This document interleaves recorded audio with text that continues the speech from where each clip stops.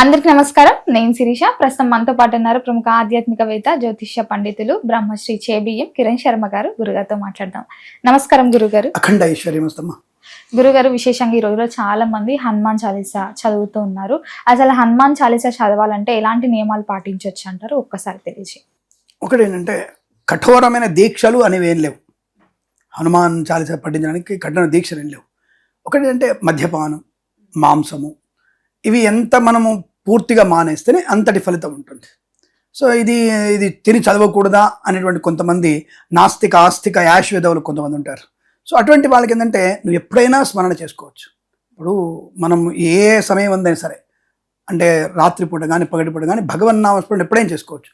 ఈవెందో దొడ్లో ఉన్నప్పుడు కూడా స్మరణ చేసుకోవచ్చు. ఎందుకంటే కాళ్ళ నొప్పులు ఉంటాయి. ఒకళ్ళకి పెద్ద ఆయన ఉన్నాడు, ఒక పెద్ద ఆవిడ ఉంది, ఆ టాయిలెట్ పోయినప్పుడు వాళ్ళకి కూర్చోరాక నారాయణ రామచంద్ర ప్రభు అనుకుంటారుగా.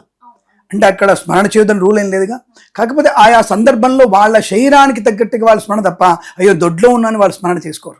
అంటే ఎక్కడ ఏ కాలంలోనే సరే, ఏ అవస్థలో అయినా సరే భగవన్నామ స్మరణ అనేది శ్రేష్టంగా చెప్పబడింది. అలాగే మనకి కొంత నియమనిష్టలు కొంత ఉంటాయి. నీ శరీరం సహకరిస్తుంది, దాని నియమనిష్టలుగా ఉండొచ్చు కదా. శరీరం సహకరించకపోతే నీ ఇష్టాన్ని పక్కన పెడదాం. సో శరీరం సహకరిస్తుందిగా, ఏ నక్తం ఉండగలుగుతావుగా, అంటే ఏం తిన నిరాహారంగా ఉండగలుగుతావుగా. ఆ నిరాహారంగా ఉంటూ స్వామిని మనం మనస్ఫూర్తి చేసుకుంటే ఏమవుతుందంటే, ఆర్గాన్స్ బ్యాలెన్స్డ్గా ఉంటాయి. మనలో ఉండేటువంటి సైంటిఫిక్ రీజన్ అంతా కూడా, నేను ఏదైనా సరే విత్ సైంటిఫిక్ రీజన్ మాట్లాడతాను. ఆర్గాన్స్ ఎప్పుడైతే బ్యాలెన్స్గా ఉంటుందో, మనం చేసేటువంటి నెక్స్ట్ పని మనకి చైతన్యవంతంగా మనం చేసుకోగలిగే కెపబిలిటీ ఉంటుంది. మైండ్ అండ్ సోల్ రెండు కూడా పర్ఫెక్ట్గా మనకి సింక్ అయ్యి ఆ పని పూర్తి చేసుకునే అవకాశం. దానికి మంత్రం అనేది చాలా బాగా పనిచేస్తుంది. అది ఏ మంత్రమైనా సరే. సో ఇతర మతాల వాళ్ళ ప్రార్థనలు, yes of course that is also is powerful. ఇప్పుడు ఒక ఇస్లాం మతంలో వాళ్ళు నమాజ్ చేసుకునేటువంటి విషయంలో అనుకూలంగా ఉంటుంది. క్రిస్టియన్స్ వచ్చేది ప్రార్థన చేసుకుంటే బాగానే ఉంటుంది. కానీ అది ఒక మంచి నిర్దిష్టమైన సమయంలో చేసుకునేటువంటి ప్రయత్నం చేయాలి. అది సహకరించగలగాలి, భగవన్నామస్మరణ చేసుకోవాలి, ఇతరులకి మన ఇబ్బంది కలిగించకుండా ఉండాలి. కాబట్టి మనం ఇప్పుడు హనుమాన్ చాలీసా పారాయణ అనేది ఒక పూర్తి స్థాయి నిబద్ధత అనేది, కఠినమైనటువంటి నియమాలు ఉంటాయి. అసలు ఏ నియమాలు కూడా అక్కర్లేకుండా చేసుకోవచ్చు. దానికి ముఖ్యంగా 12 నామాలు ఉంటాయి హనుమంతుడివి. అది ఎప్పుడు చదువుకోవచ్చు మనం. హనుమానంజనా సూను వాయుపుత్రో మహాబల రామేష్ట పల్గుణ సగ పింగాక్షు అమిత విక్రమణ ఉదధిక్రమణ శైవ సీతాశోక వినాశక లక్ష్మణ ప్రాణదాతాచ దశగ్రీవస్య దర్ప ద్వాదశైనా నామాని పడే ఎప్పుడైనా చదువుకోవచ్చు. అంటే ఎప్పుడే కాదు, స్వాపకాలే పఠే నిత్యం యాత్రాకాలే విశేషత తస్య మృత్యు భయం నాస్తి సర్వత్రా విజయీ భవేత్. ప్రయాణంలో కానీ, మరణ సమయం రాకుండానికి, మృత్యువుని జయించడానికి కానీ, అనారోగ్యంతో ఉన్నప్పుడు కానీ, పడుకునేటప్పుడు కానీ ఎప్పుడైనా ఈ 12 నామాలు చదువుకుంటే విశేషమైన పుణ్యఫలం కలుగుతుంది. హనుమాన్ అంజనాసురు, అంజనీ పుత్రుడా హనుమంతుడా అని చెప్పడం ఆ నామం యొక్క అర్థాలు. సో ఫల్గుణుడు అంటే ఎటువంటి భీతామైనటువంటి స్థితిని కూడా, వాయుపుత్రుడు కదా ఆయన, ఫల్గుణుడు అనేటువంటి అర్జునుని కూడా దారి చూపించేసి, అంటే ఒక సముద్రం లాంటి యుద్ధం, అనేక మంది దాన్ని చంపాలి ఆయన. కాబట్టి ఆ సమయంలో కూడా ఆ ఫల్గుణుడికి పైన ధ్వజంగా నిలబడ్డాడు. కాబట్టి అటువంటి హనుమంతుడిని ఎప్పుడు కూడా నువ్వు స్మరణ చేసుకోవచ్చు. సదా ఎప్పటే పరే నిత్యం, ఎప్పుడు కూడా ఆయన స్మరణ చేయడం వల్ల మంచి ప్రయోజనం పొందుకుంటాం, ధైర్యాన్ని పొందుకుంటాం. అది ఆడవాళ్ళు చేయవచ్చా, మగవాళ్ళు చేయవచ్చా, ట్రాన్స్జెండర్లు కూడా చేయొచ్చు. ఎందుకు చేయకూడదు అంటే వాళ్ళు మనుషులు కదా, కాబట్టి వాళ్ళు కూడా చేసుకోవచ్చు, ఆడవాళ్ళు కూడా చేయొచ్చు. మరి దీనికి నియమాలంటే, ఆడవాళ్ళకు ఉండేటువంటి ఋతువు సమయంలో చదవకపోవడం ఉత్తమం. మరి ఇందాక మీరు గురుగారు దొడ్లో కూడా మీరు నామస్మరణ చేసుకున్నారు కదా, మరి ఋతువు ఉన్నప్పుడు ఎందుకు చేసుకోవద్దు అంటే, భగవన్నామస్మరణ చేసుకోండి, అనాయాసం ఎప్పుడైనా చేసుకోవచ్చు. మనం కొన్ని శ్లోకాలకి కొన్ని సమయాల్లో అవి చదవకూడదు అనే విషయం. ఇప్పుడు మనం ఇది పక్కన పెడితే సైంటిఫిక్ వద్దాం. మనం సైంటిఫిక్ ఒక కంప్యూటర్ మీ ముందర ఉంది, ఒక కోడింగ్ రాయాలి. మీరు ఆ కోడింగ్లో అని చెప్తున్నాడు, ఆల్2 కంట్రోల్ వి బటన్, ఆల్2 కంట్రోల్ సి బటన్ అని చెప్పాడు తప్ప, నువ్వు ఆల్2 తీసుకొని జెడ్ కొడితే అది వస్తుందా? అంటే ఏదైతే కోడింగ్ కోసం ఏవైతే అక్షరాలు చెప్పారో దాన్ని కొడితే ఖచ్చితంగా వస్తుంది.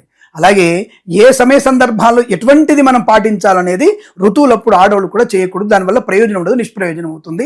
మన కంప్యూటర్లో అడ్డమైనటువంటి కేసు నొక్కితే హ్యాక్ అయిపోతుంది, లేదంటే దానివల్ల ఫ్రీజ్ అయిపోయి అది పనికి రాకుండా పోతుంది.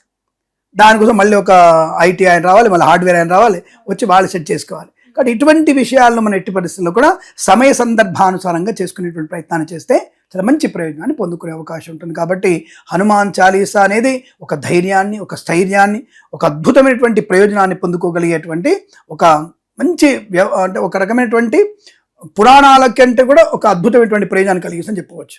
ఎప్పుడైనా సరే సదా నువ్వు ఆ స్వామివారి హనుమాన్ చాలీసా పారాయణ చేసుకుంటే చైతన్య స్థితి, ధైర్యము, స్థైర్యము, శత్రునాశనము, శత్రు వశీకరణ శక్తి కూడా పొందుకుంటాం. శత్రు వశీకరణ శక్తి కూడా ఉంటుంది. అంటే శత్రువు మనకి వశీకరణ. అందుకే కదా దశగ్రీవుణ్ణి ఆయన వశం చేసుకున్నాడు. నిజం చెప్పాలంటే హనుమంతుడు లంకానాథుణ్ణి ఆ క్షణంలో చంపేయగలడు. ఆయన వెళ్ళి దూతగా వెళ్ళినప్పుడు హనుమంతుడు రావణ్ణి ఈజీగా చంపేయగలడు, చాలా ఈజీ.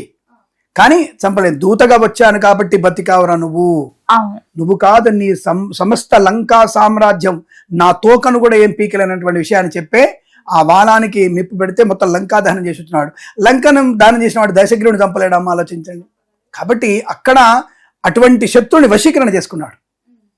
వశీకరణ చేసుకొని విభీషణి మాట ద్వారా దూతని చంపకూడదు మనం అని చెప్తే, దూత ఇష్టం మాట అని చెప్పేసి అప్పుడు వాలికి నిప్పు పెడతారు, అంటే తోకకి, వాలానికి. కాబట్టి ఆ స్వామిని కనుక మనం పూజిస్తే జన వశీకరణ శక్తి, ఈ శత్రువుని వశీకరించుకునే శక్తి కూడా మనకి ఖచ్చితంగా ఉంటుందని చెప్పవచ్చును. కాబట్టి ఎప్పుడు చదవాలి? పొద్దునపూట చదవడం చాలా ఉత్తమం. అంటే ప్రాతకాలంలో చదివితే చాలా మంచి ప్రయోజనం. విద్యార్థి కూడా ఎంత పరీక్ష ఉన్నా సరే, అసలు సమయం లేదండి, పాలు తాగడానికి సమయం లేదండి, అక్కర్లేదు, వాడు పాలు తాగకపోయినా సరే హనుమాన్ చాలీసా పారాయణ చేయించండి. నవవ్యాకరణ పడినటువంటి ఆ యొక్క మహానుభావుడు, ఈశ్వరాంశలో పుట్టినటువంటి ఆ యొక్క హనుమంతుడిని తప్పకుండా మనం స్మరణ చేసుకుంటే నువ్వు రాబోయే పరీక్షలో నీకు బుద్ధిని బాగా కలిగిస్తాడు, ప్రెజెన్స్ ఆఫ్ మైండ్ బాగా ఇస్తాడు, ప్రెజెంటేషన్ బాగా ఇస్తాడు. కాబట్టి ఆ సమయంలో మన హనుమంతుడిని కూడా మనం స్మరణ చేస్తే విద్యా సంబంధ విషయాల్లో కూడా అనుకూలవంతమైన విజయాన్ని పొందుకునే అవకాశం ఉంటుంది. కాబట్టి సామూహికమైనటువంటి ఈ యొక్క హనుమాన్ చాలీసా పారాయణం అద్భుతంగా ప్రయోజనాన్ని కలిగిస్తుంది. అంటే దానికి ఒక వైబ్రేషన్స్ బాగా ఉంటాయి. హనుమాన్ చాలీసాకి ఒక బ్యూటిఫుల్ వైబ్రేషన్ ఉంటుంది.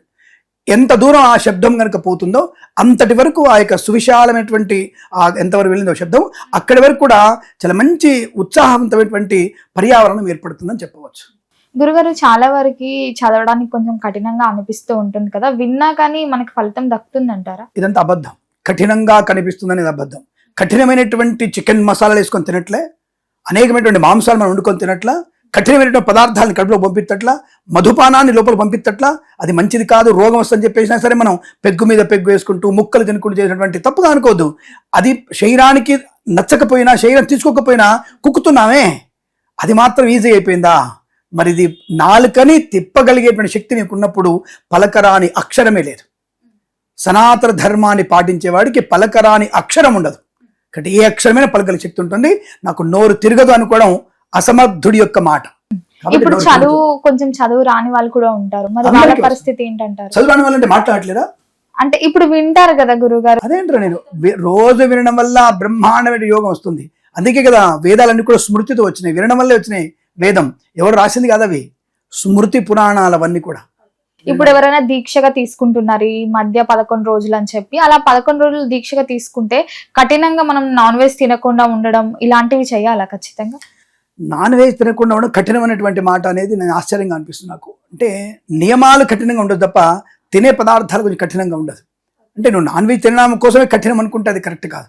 సో కాబట్టి ఏదైనా సరే ఇదిమిద్దంగా నిరాహారంగా ఉంటూ సాత్వికమైనటువంటి ఆహారం తీసుకుంటే ప్రయోజనాన్ని పొందుకునే అవకాశం ఉంటుంది. సాత్విక ఆహారము ఒకటి ఇప్పుడు భోజనం చేయడం, ఒకటి అల్పాహారం చేయడం. అల్పాహారం అనగానే 4 పూరీలు, 6 దోశలు, 7 ఇడ్లీలు, 3 వడలు అవి తినడం కాదు. అంటే త్వరగా జీర్ణమయ్యే పదార్థం సాయంకాలం 7 లోపలనే తీసుకునేదాన్ని అల్పాహారం అంటారు. అల్పాహారం చేసుకున్న వాడికి సుఖమైన నిద్ర పడుతుంది, ఎక్కువ తిన్నవాడు నిద్ర పట్టదు. గురుగారు, మరి ఇప్పుడు May 12th కూడా హనుమాన్ జయంతి వస్తుంది. మనం ముందుగానే వీడియో చేస్తున్నాం కాబట్టి హనుమాన్ జయంతి May 12th రోజు ఎలాంటి మంత్రం చదువుకుంటే కలిసి వస్తుంది అంటారు? ఆ రోజు ఏంటి అసలు? ఒకటి, హనుమంతుడికి బాగా ఇష్టమైనది మన్ని సూక్త పారాయణం. ఆ మన్ని సూక్త పారాయణం చేసి స్వామివారిని వడమాలతో, అంటే మినప వడల్ని మన మిరియాలతో వేసి వడమాల తయారు చేసి ఆ స్వామివారికి నివేదించడం. సింధూర అభిషేకం చేస్తే ఇంకా మంచి, ఆయనకి చాలా ఇష్టం. సింధూరంతో ఒక మంచి విగ్రహాన్ని తీసుకొని ఇంట్లో ఉంటే ఒక బొటనవేలు సైజు విగ్రహాన్ని పెట్టుకొని దానికి సింధూరంతో మనం కనుక అభిషేకం చేసిన, పంచామృతంతో అభిషేకం చేసిన, అలాగే ఆవు నెయ్యితో అభిషేకం చేసిన అద్భుతమైనటువంటి ప్రయోజనాన్ని, అంటే ఆయన రామనామంతోనే ఇష్టడైపోతాడు. మనం చేసే అభిషేకాన్ని కాదు, ఆయన పేరు చెప్పకపోయినా ఏమన్నాడు, ఆయన తోకయ్య అని ఏమన్నాడు పాపం. శ్రీరామ అన్నటువంటి నామం చెప్తే ఆయన అక్కడ కూర్చుంటాడు, వచ్చి అంజలితో గట్టించి కూర్చుంటాడు. ఇప్పుడు మన శ్రీరామని మనం మాట్లాడుతున్న సమయంలో మన ఇద్దరి మధ్యలో హనుమంతుడు ఉన్నాడు. ఇక్కడ ఆ హనుమంతుడు ఉన్నాడు కాబట్టి రామనామాన్ని పలికిస్తున్నాడు ఆయన. కాబట్టి అంతటి భక్తాగ్రేసరుడు రాముడు కాబట్టి, అది హనుమంతుడు కాబట్టి రామనామం చెప్తూ, రాముడి నామాలు చెప్తూ పురుసూక్త విధానంగా, మన్నిసూక్త విధానంగా మనం అభిషేకం చేసి ఆయనకి షోడశోపచారాలు, ధూపము, దీపము, నైవేద్యము, వస్త్రము, ఆవాహనము, మంగళహారతి ఇవన్నీ ఇచ్చేసి ఆయనకి వడమాల అనేది నైవేద్యంగా సమర్పణ చేస్తే, అలాగే ఆయనకి బెల్లపన్నం చాలా ఇష్టం. ఆ బెల్లపన్నాన్ని ఆయనకి నివేదన చేస్తే అద్భుతమైనటువంటి ప్రసన్నుడై రామనామంతో మనం కనుక హనుమంతుని పూజిస్తే ఆయన ఇంకా మనకి అద్భుతం. అంటే రూపాయి ఇచ్చే దగ్గర 10 రూపాయలు ఇస్తాడు. హనుమంతుడు అంటే రూపాయి ఇస్తాడు. శ్రీరామ భక్తాగ్రేసర అనగానే చాలు, అబ్బా శ్రీరాముని మాట వచ్చింది ఎక్కడో, ఆయన భక్తాగ్రేసర హనుమ మాట విన్నాడు, శ్రీరామంతం వచ్చింది, అయ్యో ఎవరు పలుకుతున్నారు, అమ్మాయి పలానా యాంకర్ పలికింది, అయ్యో అమ్మాయికి మనం ఏమైనా కావాలి చేద్దాం. ఇది అటువంటి భక్త సులభుడు, భక్త వత్సలుడైనటువంటి ఆ యొక్క హనుమంతుడిని రామతారక మంత్రంతో పూజించి ఆయనకి ఇష్టమైనటువంటి పదార్థాలు పెట్టి, అలాగే హనుమంతుడికి తులసి ఆకులు అంటే చాలా ఇష్టం. ఆ తులసి దళం కూడా స్వామివారికి సమర్పణ చేసి అది రెండు పూజ అయిన తర్వాత హారతి ఇచ్చి కళ్ళకు అద్దుకొని తులసి మాల నోట్లో వేసుకోవచ్చు, చెవులో పెట్టుకోవచ్చు, ఆడవాళ్ళ తల్లో కూడా పెట్టుకోవచ్చు. ఇక్కడ వడమాలని అందరికీ ప్రసాదంగా ఇస్తే అద్భుతమైనటువంటి ప్రయోజనాన్ని పొందుకునే అవకాశం మనకు వచ్చినటువంటి హనుమత్ జయంతి రోజున స్వామివారిని నీ వీధిలో కనీసం ఆ చిన్న విగ్రహాన్ని పెట్టి ఊరేగిస్తే ఇంకా మంచిది. అసలు ఎంత విశేషం. అబ్బా చిన్న విగ్రహం సరే, పెద్ద పల్లెకిలో చిన్న విగ్రహం. కానీ ఆయన ఏమంటాడు, ఈ లంకకు వెళ్తున్నప్పుడు లంక కాపలుగా ఒక బ్రహ్మరాక్షసి ఉంటుంది. ఆమె పెరుగుతూ ఉంటుంది. నువ్వెంతరా, నువ్వు ఇంత ఉన్నావు, నువ్వెంతరా, నువ్వు నన్ను ఎదుర్కొంటావు అని చెప్తే ఆయన ఇంత ఆకాశవంతం అవుతాడు. ఈ రాక్షసి ఆయన కంటే ఎత్తు అయిపోతుంది. అయితే వికటాట్టహాసం చేస్తుంది, హాహా అని. అనగా ఆయన వెంటనే చీవంత అయిపోయి తన నోట్లోకి వెళ్ళిపోయి దాన్ని చంపేస్తాడు. అంటే ఇంత ఉన్న ప్రభావవంతుడు, అద్భుతమైన ప్రభావాన్ని కలిగినవాడు. సూర్యునికి సాక్షాత్తుగా సూర్యుడి నుంచి తన వరాన్ని పొందుకున్నాడు కదా, కాబట్టి ఇంత కాదు అంత కూడా ఉండగలిగేటువంటి శక్తి ఆయన. కాబట్టి ఆయన చిన్న విగ్రహాన్ని పెద్ద పల్లెకిలో పెట్టి మనం ఊరేగించి ఆ సమయంలో రాముని శ్రీరామ శ్రీరామ అనుకుంటూ చేస్తే ఆ వీధి మొత్తం కూడా అద్భుతం. ఎంతటి ప్రభావమైనటువంటి ప్రమాదాలు వచ్చినా ఆ వీధి అద్భుతంగా ఉంటుంది. అలా ప్రతి వీధిలో చేస్తే, ప్రతి రాష్ట్రంలో ప్రతి జిల్లాలో చేస్తే, ఆ తారక రామనామంతుడితో హనుమంతుడు ఊరేగిస్తే దాని పేరే విజయోత్సవము, దాని పేరే హనుమత్ విజయోత్సవం, దాని పేరే హనుమంతుడి యొక్క రథయాత్ర అనుకోవచ్చు. కాబట్టి అట్లా మనం చేయగలిగితే ఇంకా అదృష్ట యోగం ఉంటుంది. వీధి తిరిగితే వాళ్ళు ఇంటారండి, పక్క మతం కూడా ఉన్నాడు, ఇంకో మతం కూడా ఉన్నాడు. వాడి మతం అంటే ఏంటిది? సనాధర్మంతో ఉన్నటువంటి మతం మనది, ఈ భూమి మనది మాత్రమే. మిగతా వాళ్ళందరూ కూడా వాళ్ళు వలసకు వచ్చారు. ఏదో ఎవడో చెప్తాడు, ఈ మధ్య కాలంలో క్రాస్ రాజులు ఎవరు చెప్తున్నారు, ఈ మధ్య రాముడు వలసకు వచ్చాడని చెప్పేసి. అటువంటి క్రాస్ రాజుకి తెలియదేమో, ఇది వరాహస్వామి భూమిది. ఈ భూమండల సమస్త భూమండలం వరాహస్వామిది. ఆ వరాహస్వామి ఎవరంటే సాక్షి విష్ణువుడు. ఆ విష్ణుమూర్తి ఎవరంటే రాముడే. ఆ రాముడి శిష్యుడే, రాముడు భక్తుడే హనుమంతుడు. అటువంటి హనుమంతుడిని మనం ఊరేగిస్తే విశ్వ కళ్యాణంగా ఇంకేం జరుగుతుందో ఆలోచించండి. కాబట్టి ఇతర అడ్డమైన వాళ్ళు చెప్పేటువంటి మాటలు నమ్మకుండా మనకున్నంత వరకు మన వీధిలో మనం తిరగలిగితే, ఎవరు లేరండి నేను ఒక్కదానివి తిరుగు, నెత్తిన బుట్ట పెట్టుకొని హనుమంతుని పెట్టుకొని శ్రీరామ జయ రామ జయ జయ రామ రామ హనుమంతుడిని ఒక్కదాన్ని తిరుగు, నువ్వు ఒక్కడివే తిరుగు. నీతో పాటు 2వ రోజుకి 3 వస్తారు, 5వ రోజుకి 10 మంది వస్తారు. నెక్స్ట్ నీకు హనుమత్ జయంతి కల్లా 1000 మంది పోగవుతారు. కానీ ఒక్కడుగు మనం వేయలేకపోతున్నామే. సినిమా చెప్తారు, ఒక సినిమాలో ఉంటుంది డైలాగ్ ప్రభాతి, ఒక్క అడుగు అని. అలా మనం ఒక్కడుగు మనం ముందుకు ఎత్తే చాలు, మన ఎంబడి అందరూ కూడా వస్తారు. ఆ హనుమంతుడు నువ్వెందుకు కాకూడదు? అటువంటి హనుమంతుడు ఒక్కడే వెళ్ళి కదా లంకని ఇబ్బంది పెట్టొచ్చాడు, నువ్వెందుకు కాకూడదు?